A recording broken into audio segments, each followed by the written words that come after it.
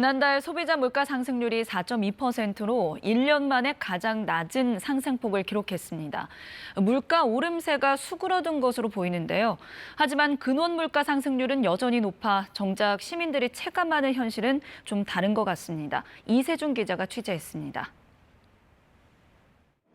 단팥빵, 크림치즈빵 등 인기 품목을 3,000원대 가격에 팔고 있는 이 빵집. 최근 가격을 두고 고민이 큽니다. 밀가루부터 치즈, 식용유까지 빵에 들어가는 필수 재료의 가격이 많게는 40%까지 계속 오르고 있어서입니다. 결국 기존 제품 가격은 유지하는 대신 신제품을 만들 때는 가격대를 조금 높이는 방법을 택했습니다.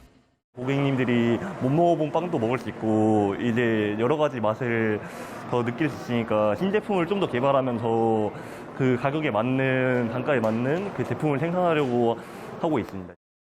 이 떡볶이집은 모든 메뉴 가격을 500원씩 올렸습니다.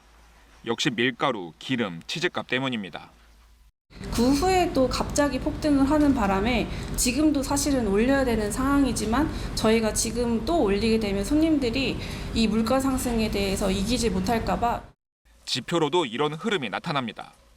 지난달 외식 물가는 7.4% 올랐는데 지난해 5월부터 11개월째 7% 아래로 내려가지 않고 있습니다.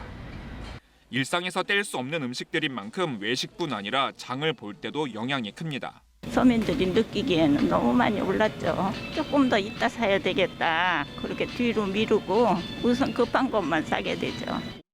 이런 외식, 가공식품 등 가격이 한 번 오르면 좀처럼 내리지 않는 품목들로 구성된 근원 물가는 높은 상승률을 이어가고 있습니다.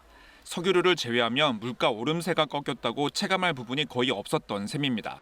정부는 그럼에도 물가 둔화 흐름이 가시화되고 있다며 낙관적으로 전망했습니다.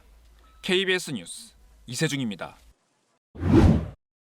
가격 안 오르는 걸 찾기 힘든 요즘 이른바 가성비 제품들도 잇따라 가격이 오르고 있습니다. 중저가 커피 브랜드나 자체 상표 제품들까지 가격 인상에 나서면서 물가 상승을 더 부추길 수 있다는 우려가 나옵니다. 손서영 기자입니다.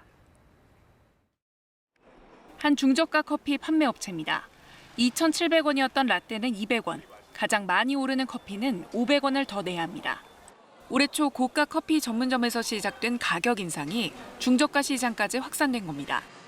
가볍게 많이 찾을 수가 있었는데 요새는 가격이 아무래도 예전에 비해서는 조금 오르다 보니까 조금은 덜 찾게 되는 게 있는 것 같습니다.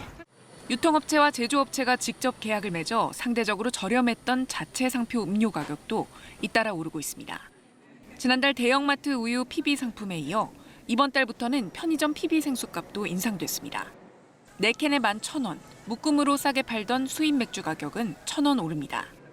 원자재 가격에 대한 인상, 인건비, 최대한 억제는 하고는 있는데 이제 제휴사에서도 그 부담을 이제 본인들이 이제 감당하기가 힘들다 보니까 고를 때 많이 좀 망설여지는 부분이 있고 이제 고를 때 좀 신중하게 조금 더 지출이 많이 좀 줄여야 될 것 같은 생각을 계속 하고 있고요. 문제는 가격을 쉽게 올리지 않는 중저가 제품의 특성상 파급 효과가 크다는 점입니다. 다른 업체들의 가격 인상 심리를 자극할 수 있다는 뜻입니다. 대체제로서 인식하고 있는 다른 완제품 가격도 올릴 여지가 더 생겨버리는 거잖아요. 물가를 두고 경쟁하는 모습인 거죠. 그러면 이제 PB 상품은 또 가격을 올릴 수 있는 여지가 생기는 거고. 지난 2월 가공식품 물가 상승률은 10.4%로 글로벌 금융위기 때인 2009년 이후 약 14년 만에 최고치였습니다. 통계상 소비자 물가 상승폭이 4%대로 둔화됐다고는 하지만 소비자들이 이를 체감하기 어려운 이유입니다. KBS 뉴스 손서영입니다. 이렇게 월급보다 물가가 더 오르면서 직장인들의 점심값 부담도 더 커졌습니다. 웬만한 점심 한 끼에 10,000원이 넘다 보니 구내 식당이나 편의점 도시락을 많이 찾는다고 합니다. 손서영 기자가 취재했습니다. 점심시간 직장인들이 몰리는 곳, 편의점입니다. 가장 잘 팔리는 건 도시락입니다. 할인도 받을 수 있습니다. 일반 식당에서 먹으면 10,000원 넘고 제일 저렴한 것도 10,000원이 넘는데 편의점에서 먹으면 그래도 10,000원 이하로 좀 배부르게 먹을 수 있기 때문에 많이 이용하는 것 같습니다. 구내 식당이 최고의 복지란 말까지 나옵니다. 6,000원만 내면 주 요리와 4-5가지 반찬을 먹을 수 있는데도 밖에서 먹는 것보다 저렴합니다.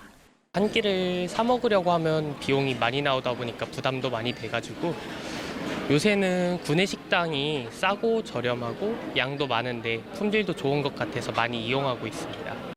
실제로 직장인들이 간단히 점심 한 끼를 해결할 수 있었던 냉면과 비빔밥은 1인분에 10,000원이 넘습니다. 전국 점심값은 1년 전보다 16%가량 올랐는데 서울은 12,000원, 부산도 11,000원을 넘어섰습니다. 지난달 외식 물가는 1년 전보다 7.7% 오르며 8개월째 외환위기 당시를 웃도는 상승세를 이어갔습니다. 문제는 점심값이 오를 만큼 오른 게 아니라는 점입니다.